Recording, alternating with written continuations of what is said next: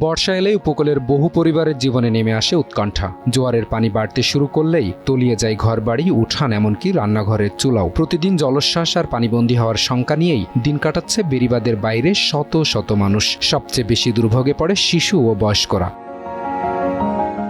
চলতি বর্ষা মৌসুমে স্বাভাবিক জোয়ারের পানির উচ্চতা আশঙ্কাজনকভাবে বেড়েছে কলাপাড়ার ধানখালী ইউনিয়নের পশ্চিম লন্দা এলাকায়। ৩ নম্বর স্থানীয় সতর্ক সংকেত জারি করা হলেই জলোচ্ছ্বাসের পানিতে প্লাবিত হয় বসতভিটা। মুহূর্তেই পানি নিচে চলে যায় ঘরবাড়ি, নষ্ট হয় প্রয়োজনীয় জিনিসপত্র। প্রতিটি জলোচ্ছ্বাসই যেন তাদের জীবন জীবিকার জন্য নতুন করে হুমকি হয়ে আসে। চিকুন করে একটা সরকারি ভেরিবাঁধ দিয়েছে, কিন্তু ভেরিবাঁধ সব জায়গায় ভেঙে চুরিয়া আমাদের মা বোনদের কি অসুবিধা হয়েছে, রান্না বাড়া করতে পারে না। ৩-৪টা কালভার্ট হইলে মনে হয় এই রাস্তা আর ভাঙবে না।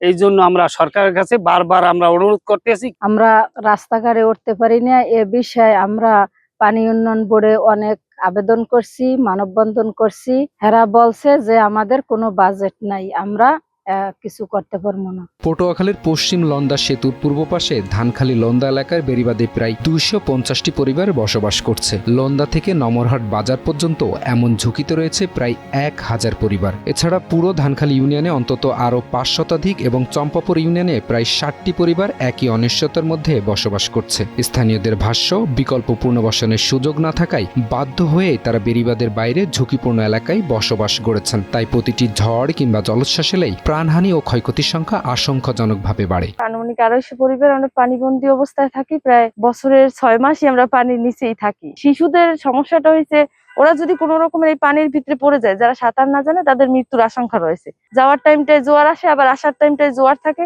তখন সাঁতরে যেতে হয় এবং সাঁতরে আসতে হয়। এছাড়াও এই যে স্কুলের টাইমে যখন জোয়ার আসে, অনেকে স্কুলেই যায় না, গৃহবন্দী হয়ে থাকে। এতে পড়াশোনার ব্যাপক ক্ষতি হচ্ছে। বুঝেন, পানি ওঠার কারণে আমরা রান্না বান্না করতে পারি না, স্কুল ঘাটে ঘুরে নিতে পারি না।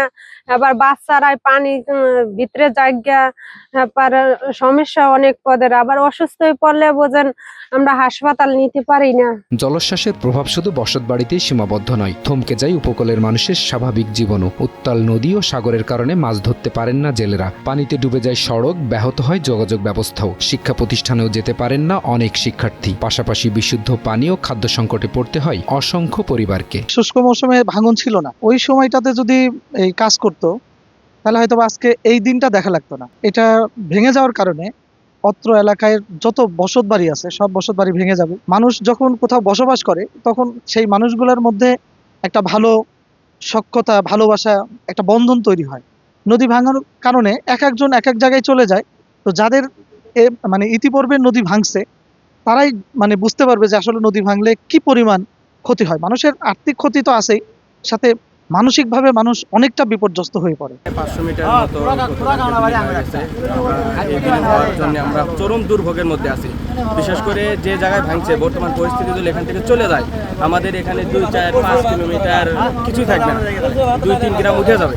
তো আমরা চাই সরকারের কাছে আকুল আবেদন, আমাদের প্রধানমন্ত্রী, বগুড়া প্রধানমন্ত্রী জনাব তারেক রহমানের কাছে বিনীত অনুরোধ, এখানে আমরা স্থায়ী কাজ চাই। আমরা অস্থায়ীভাবে যেভাবে আছে এভাবে কাজ না করে আমরা স্থায়ী একটা বেড়িবাঁধ করে দেওয়ার জন্য তার কাছে অনুরোধ জানাচ্ছি, যাতে আমরা এরকম ভোগান্তির শিকার আর না হই। সামনে বছর কি হবে এটা আবার বলা যাচ্ছে না, যার কারণে আমাদের বিনীত অনুরোধ যাতে আমাদের স্থায়ী কোনো কাজের ব্যবস্থা করে দেওয়া হয়।